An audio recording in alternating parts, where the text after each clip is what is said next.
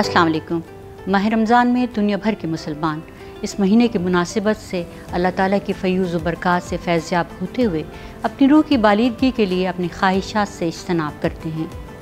आज हमने आपके लिए गुफ्तगू का एक सिलसिला शुरू किया है जिसके ज़रिए इबादत के साथ साथ आप अपनी सेहत का भी ख्याल रख सकते हैं।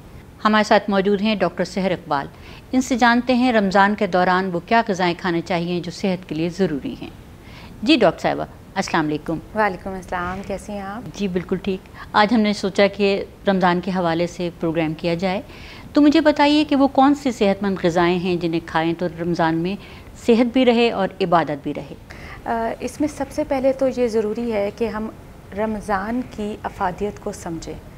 हम पे रोज़ा 1400 साल पहले फ़र्ज़ हुआ, जबकि आज के साइंटिस्ट इंटरमिटेंट फास्टिंग पे बहुत ज़ोर दे रहे हैं ताकि आपके फ़िज़ियोलॉजिकल फ़ंक्शन जो हैं वो इम्प्रूव कर सकें।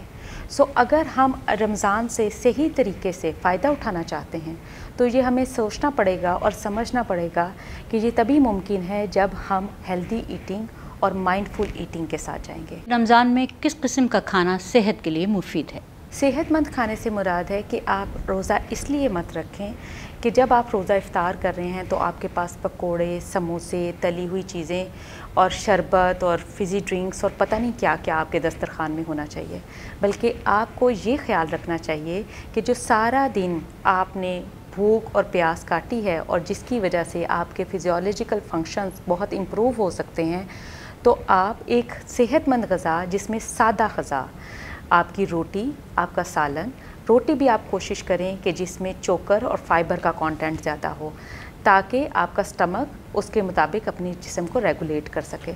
इसके साथ साथ तली हुई चीज़ों की बजाय आप फ्रूट्स और वेजिटेबल का इस्तेमाल ज़्यादा करें जो कि आपके सेहत के लिए फ़ायदेमंद होगा। डॉक्टर साहिबा ये बताइए, जो रिवायती खाने हैं इनसे कैसे इज्तनाब किया जाए? रिवायती खानों से मुराद अगर पकोड़े और समोसे हैं तो सिर्फ़ उसमें ये बात हमें कंसीडर करनी चाहिए कि अगर आप ऐसी ग़िज़ाएँ खा रहे हैं तो आपको उसका इंटेक बहुत कम यानी मिनिमाइज़ कर देना चाहिए।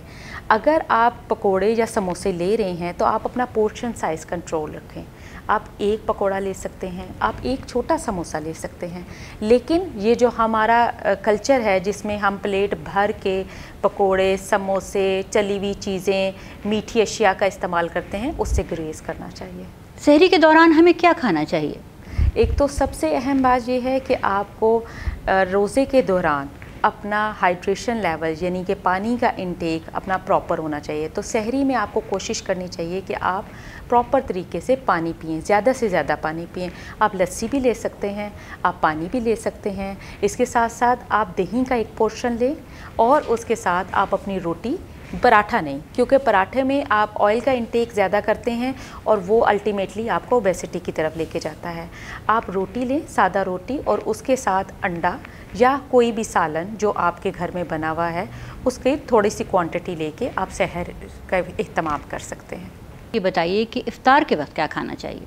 खजूर और रोटी के साथ इफ़्तार करें और उसके साथ साथ पानी का इस्तेमाल ज़्यादा करें ताकि आपकी डाइजेशन का प्रोसेस और इसके साथ आपकी हाइड्रेशन जो है जिस बॉडी की वो कंप्लीट रहे। ये भी तो कहते हैं कि खाने के दौरान पानी ना पिएं, तो फिर ये कैसे मुमकिन है? जब आप रोज़ा इफ्तार कर रहे हैं तो आप खजूर हमारी सुन्नत के मुताबिक लें, उसके साथ आप फिर पानी का इस्तेमाल करें। पानी का 1-2 गिलास पीने के बाद जिसमें आपकी हाइड्रेशन लेवल मेंटेन हो जाए, उसके बाद फिर आप वक्फे से थोड़ी देर के बाद रोटी लें। उसके थोड़ी देर बाद अगर आप कोई फ्रूट लेना चाहते हैं तो वो लें, लेकिन आपको अपना पोर्शन साइज़ भी कंट्रोल रखना है और वक्फे से खाना है। ऐसा नहीं है कि आप एक ही वक्त में बहुत ज़्यादा खा रहे हैं और जिससे आपको डिस्कम्फर्ट फील हो और आपको बिल्कुल लथार्जिक फील करें और उसकी वजह से फिर आपका ओबेसिटी रेट बढ़ता है, क्योंकि फ़िज़िकल एक्टिविटी आप नहीं कर रहे तो आप मोटापे की तरफ जाएंगे। क्या रमज़ान में हम वर्जिश कर सकते हैं? एक्सरसाइज का सबसे बेस्ट टाइम ये है कि आप या सहर के बाद चहलकदमी कर सकते हैं या फिर इफ्तार के बाद 2 से ढाई घंटे के बाद आप आधा से पौना घंटा वॉक ज़रूर करें। शुक्रिया डॉक्टर साहिबा आपकी मालूमात का। उम्मीद करते हैं कि लोग इससे फ़ायदा उठाएंगे। आपका भी बहुत शुक्रिया कि आपने एक इतनी मुफीद मालूमात का सिलसिला शुरू किया है जिससे हमारी आम आवाम में न्यूट्रिशनल अवेयरनेस पैदा होगी और वो ज़्यादा से ज़्यादा हेल्दी ईटिंग की तरफ माइल होंगे।